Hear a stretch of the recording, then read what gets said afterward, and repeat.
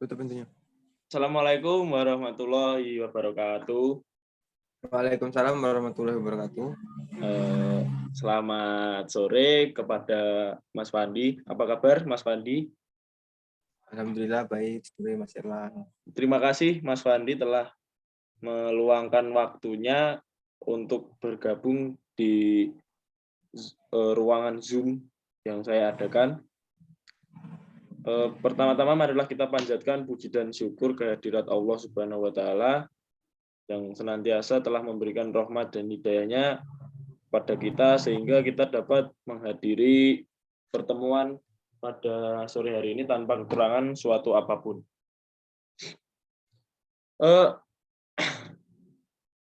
Pertemuan pada sore ini dalam rangka pemenuhan nilai ujian akhir semester mata kuliah Filsafat Hukum.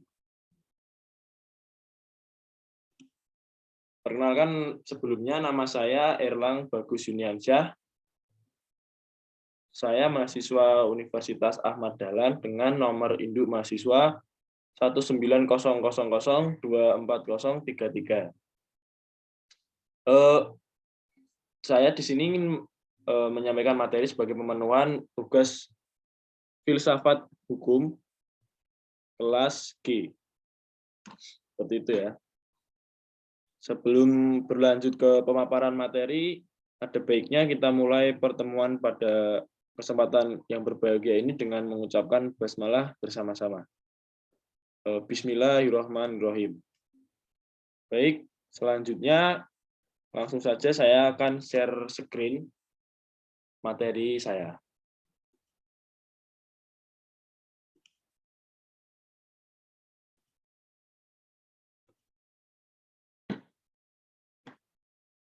Halo, apakah sudah terlihat Mas Wandi untuk materi saya? Sudah terlihat, Mas. Oke.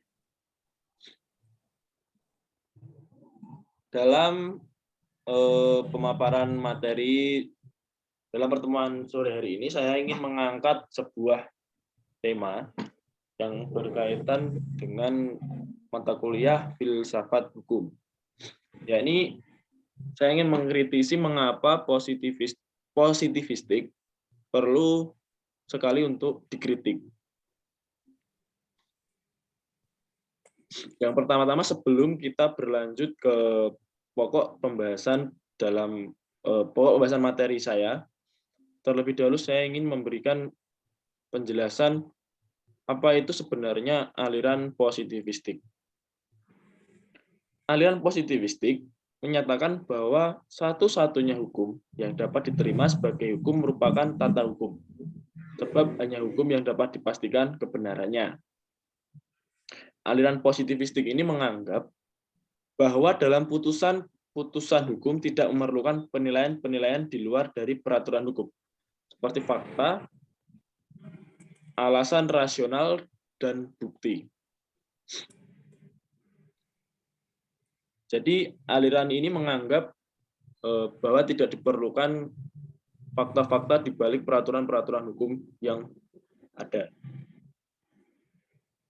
Kemudian selanjutnya, dalam aliran positivistik terdapat beberapa prinsip-prinsip yang menjadi pokok dari aliran tersebut. Di antaranya adalah yang pertama, aliran positivistik hanya apa yang tampil dalam pengalaman yang dianggap benar. Maksudnya, apa yang sebenar-benarnya dialami, itulah yang dianggap benar. Yang berikutnya, hanya apa yang sungguh-sungguh dapat dipastikan sebagai kenyataan, dapat disebut benar. Nah, ini berarti segala sesuatu yang dapat dipastikan sebagai kenyataan dan dapat dipastikan sebagai kenyataan dapat disebut benar atau dapat disebut sebagai sebuah fakta. Kemudian yang ketiga, hanya melalui ilmu pengetahuan dapat ditentukan apakah suatu yang dialami merupakan sungguh suatu kenyataan. Jadi sesuatu yang terjadi itu tidak bisa hanya di hanya menjadi sebuah opini, harus ditentukan melalui ilmu-ilmu pengetahuan yang terkait seperti itu. Nah, ini kita memasuki pokok pembahasan daripada materi kita pada kesempatan yang berbahagia ini. Mengapa sebenarnya aliran positivistik perlu untuk dikritik? Di sini saya telah merangkum beberapa poin-poin yang menurut saya menjadikan alasan-alasan utama mengapa aliran ini sangat sekali butuh atau sangat memerlukan sekali untuk dikritik. Menurut Sutandyo, kritik terhadap ajaran hukum kaum positivis yang legalistik bergerak ke arah upaya untuk mengatasi selisih antara tertib perundang-undangan dan tertib masyarakat. Menurut Sutandyo, seperti itu. Kemudian, dalam aliran positivisme, hukum menganggap tidak perlu ada hubungan antara hukum dengan moral. Antara Dasein, hukum yang ada, dan Dasolen, hukum yang seharusnya ada. Jadi menurut aliran ini tidak perlu ada hubungan moral antara kedua itu. Antara yang ada atau Dasein dengan yang seharusnya ada atau Dasolen. Kemudian poin selanjutnya, aliran ini cenderung mengesampingkan nilai-nilai hukum yang telah hidup di dalam masyarakat. Aliran ini dengan pengertian mereka tidak perlu memperhatikan fakta-fakta di balik peraturan perundang-undangan. Nah, menurut saya aliran ini sangat perlu memberikan pengakuan terhadap anasir-anasir non-hukum agar tercapai sebuah kepastian hukum yang berdasarkan keadilan yang sesungguhnya. Karena pada hakikatnya anasir-anasir non-hukum ini memuat nilai-nilai keadilan di dalam masyarakat. Maksud anasir hukum seperti hukum-hukum adat, tentu saja hukum adat ini lebih memahami atau lebih mengetahui tentang kehidupan dan apa-apa yang diinginkan dan dibutuhkan oleh masyarakat itu sendiri. Kemudian selanjutnya, memisahkan aliran positivistik ini memisahkan antara hukum yang ada dengan hukum yang seharusnya ada. Sementara dalam aliran positivistik, mereka hanya memandang dari perspektif lahiriah, tanpa memandang norma-norma dan nilai-nilai yang mendasari seperti keadilan dan kebenaran. Maksudnya, aliran ini hanya menganggap apa itu yang benar, yaitu adalah hukum yang tertulis. Mereka tidak memperhatikan moral ataupun fakta-fakta kebenaran di balik aturan-aturan tersebut, seperti keadilan, norma-norma, ataupun kebenaran. Aliran ini mengabaikan nilai-nilai yang terkandung di balik hukum. Nah, seperti kesejahteraan, kebenaran, dan keadilan yang seharusnya menjadi sebuah poin utama di dalam hukum. Kita lanjut. Poin selanjutnya,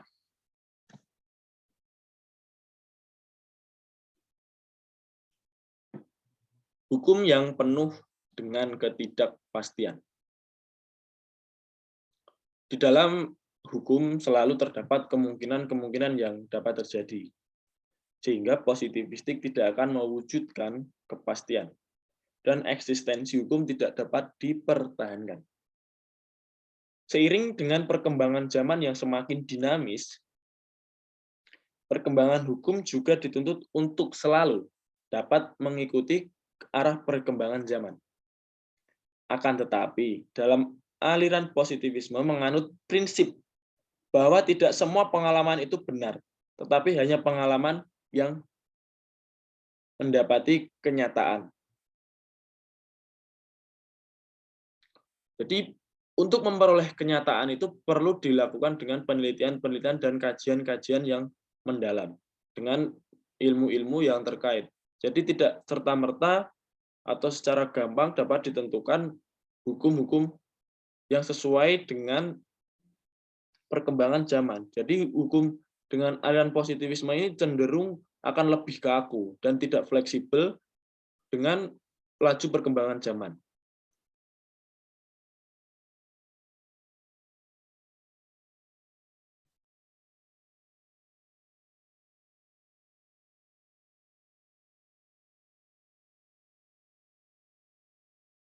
Bentar, Mas.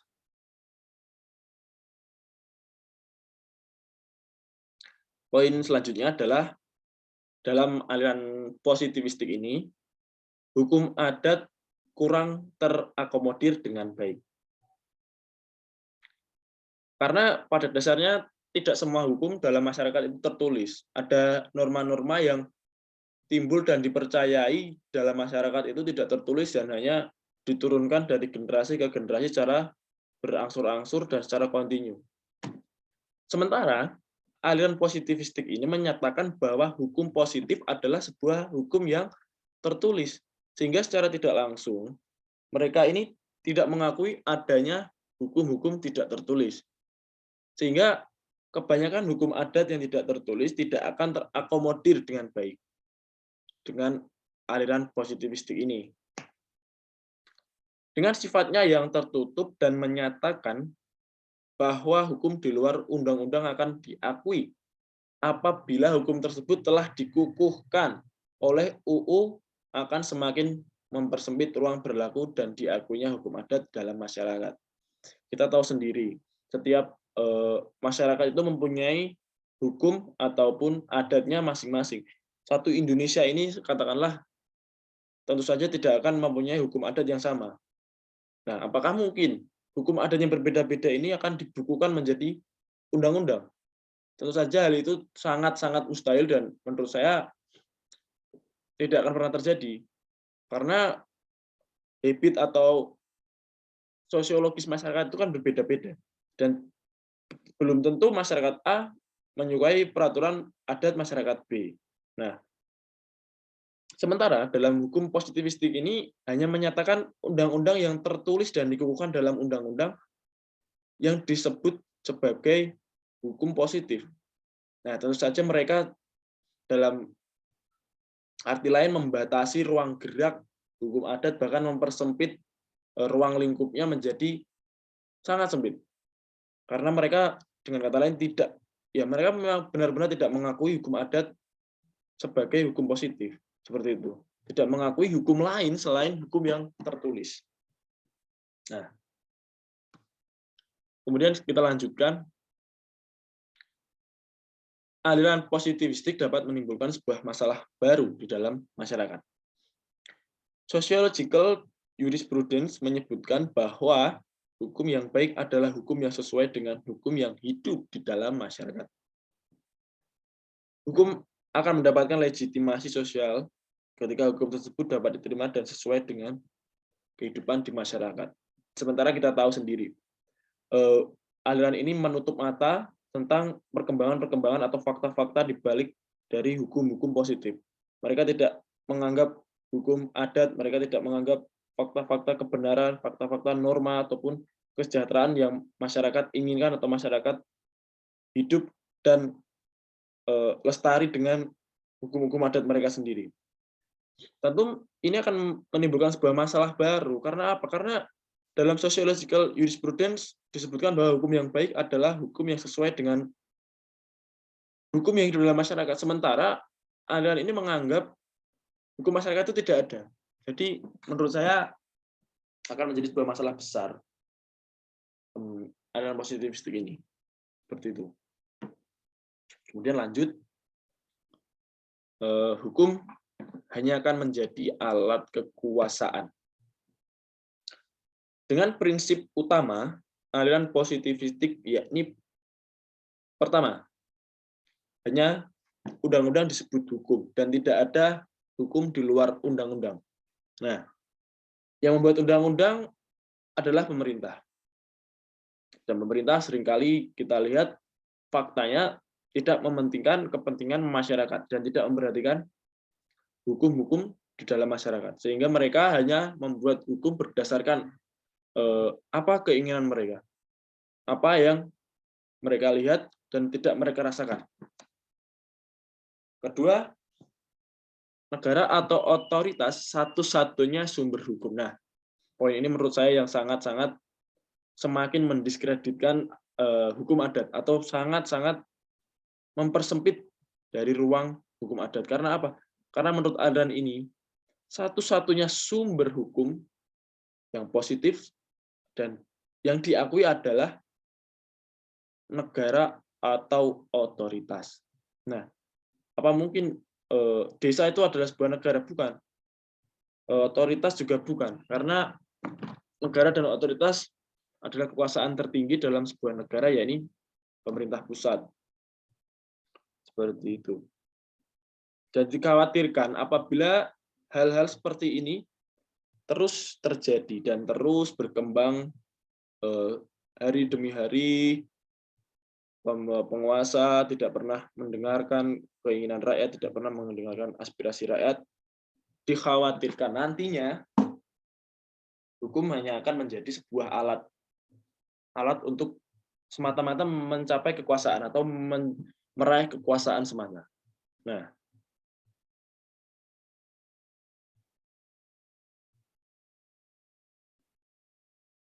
sebelum saya beralih ke kesimpulan, apakah Saudara Fandi ingin menyampaikan sebuah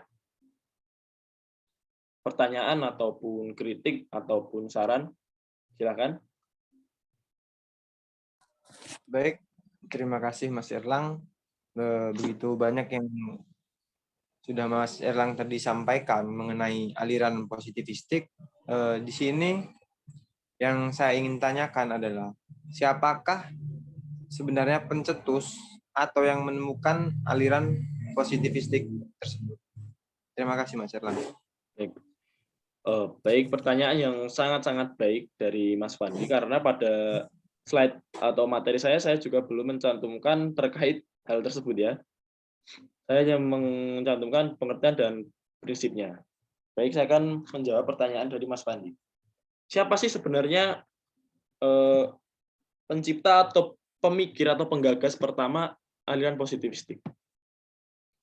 Aliran positivistik pertama kali digagas oleh Auguste Comte. Auguste Comte merupakan seorang filosof dan juga sosiolog. Nah, Auguste Comte mengembangkan aliran ini mulai dari sejak abad ke-19. Seperti itu.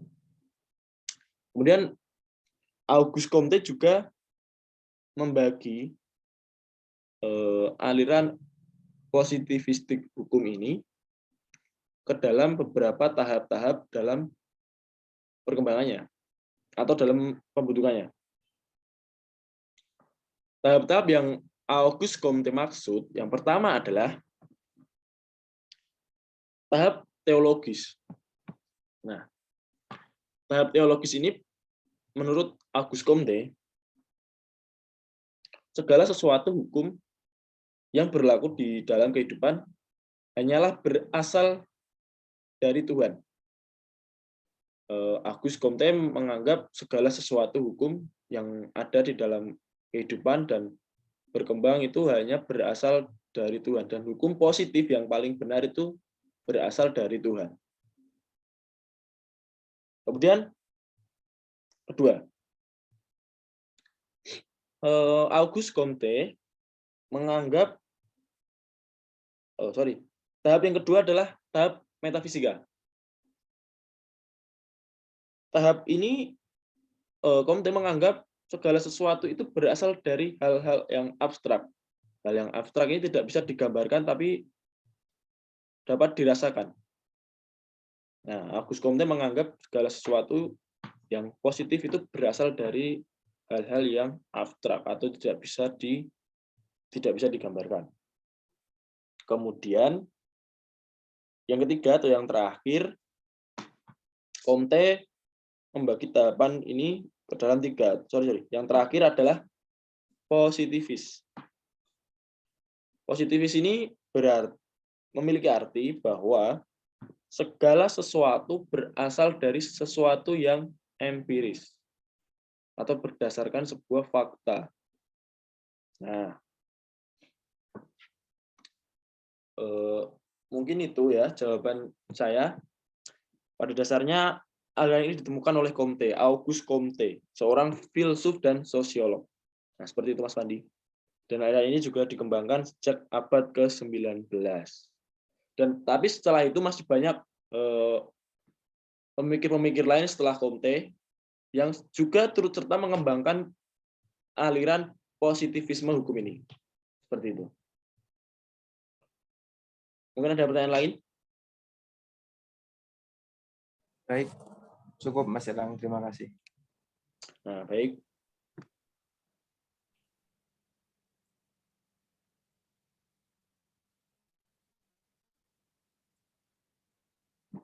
Setelah pemaparan poin-poin yang menurut saya menjadi sebuah alasan yang dapat dijadikan sebuah alasan yang konkret untuk mengkritik aliran positivisme hukum ini. Selanjutnya kita beralih ke slide terakhir atau materi terakhir, ya ini kesimpulan. Saya menarik kesimpulan tentang mengapa aliran ini perlu dikritik. Kesimpulan saya dari banyaknya poin-poin di depan tadi adalah, menurut saya aliran positivistik ini memisahkan secara tegas, ya secara tegas, tidak hanya tebang pilih, tapi memang secara tegas memisahkan antara unsur-unsur hukum dengan unsur-unsur non hukum. Maksud dari unsur-unsur hukum ini adalah ya unsur hukum kita tahu sendiri ya, seperti undang-undang dan peraturan presiden, seperti itu kan unsur-unsur hukum. Dengan unsur-unsur non hukum. Nah, unsur-unsur non hukum ini sebenarnya adalah fakta di balik peraturan perundang-undangan atau hukum-hukum positif, ya. Unsur non hukum ini seperti kebenaran, keadilan, dan kesejahteraan. Nah, dalam aliran positivisme, mereka membatasi atau memisahkan antara kedua hal yang menurut saya seharusnya saling memiliki keterkaitan antara unsur hukum dan unsur hukum. Kita tidak dapat menentukan sebuah keputusan apabila kita tidak melihat tentang unsur-unsur keadilan, kebenaran, dan juga kesejahteraan, atau mungkin hak-hak orang lain, seperti itu. Bahkan kita tidak juga dapat menentukan sebuah keputusan apabila kita tidak melihat tentang norma-norma yang hidup dalam masyarakat, ataupun tentang peraturan-peraturan yang hidup dan diyakini oleh masyarakat. Sementara dalam aliran positivistik ini mereka secara tegas dan secara jelas memisahkan antara kedua unsur yang menurut saya kembali lagi harus memiliki keterkaitan dan tidak bisa dipisahkan. Seperti itu. Kemudian dengan prinsip aliran positivistik yang memisahkan secara tegas, justru akan menghilangkan atau hukum akan kehilangan hakikat hukum yang sesungguhnya, yakni keadilan, nilai-nilai moral, dan juga kebenaran. Nah, hakikat hukum sebenarnya ini keadilan, nilai moral, dan kebenaran ini menjadi sebuah hal yang mutlak dalam sebuah hukum, ya. Kita tidak bisa hanya seenaknya saja tanpa melihat sisi dari keadilan. Kita tidak bisa hanya seenaknya saja memutuskan tanpa melihat dari nilai-nilai moralitas, dan kita juga tidak bisa seenaknya membuat keputusan tanpa melihat dari sisi kebenaran. Oleh karena itu, aliran ini menurut saya sangat-sangat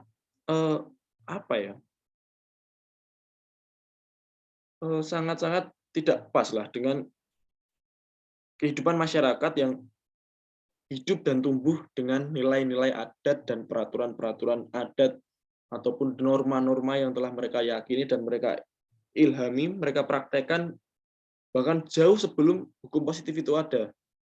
Nah, dalam hukum adat mereka, tentu saja mereka juga memuat nilai-nilai keadilan, nilai moral, dan juga nilai-nilai kebenaran. Sehingga sudah sepatutnya aliran ini menjadi fokus kita atau menjadi aliran yang sebaiknya kita kritik karena mereka selain membatasi atau memisahkan antara hukum dan fakta-fakta non-hukum, mereka juga tidak menghargai sumber-sumber selain hukum positif, yakni undang-undang. Nah, sementara di Indonesia, kita sangat menghargai hukum-hukum di balik hukum selain hukum positif, yakni hukum adat ataupun hukum yang hidup dan telah berkembang di dalam masyarakat itu sendiri. Nah, berikut seperti itu tadi sedikit pemaparan saya tentang materi mengapa positivistik perlu dikritik. Semoga pemaparan materi yang sangat singkat ini dapat menjadi manfaat bagi kita semua. Dan terima kasih untuk Saudara Fandi yang sudah berkenan bergabung di dalam Zoom atau di dalam ruang Zoom saya pada kesempatan yang berbahagia ini. Semoga kebaikan saudara selalu senantiasa dibalas Allah dan senantiasa mendapat perlindungan dari Allah Subhanahu wa Ta'ala.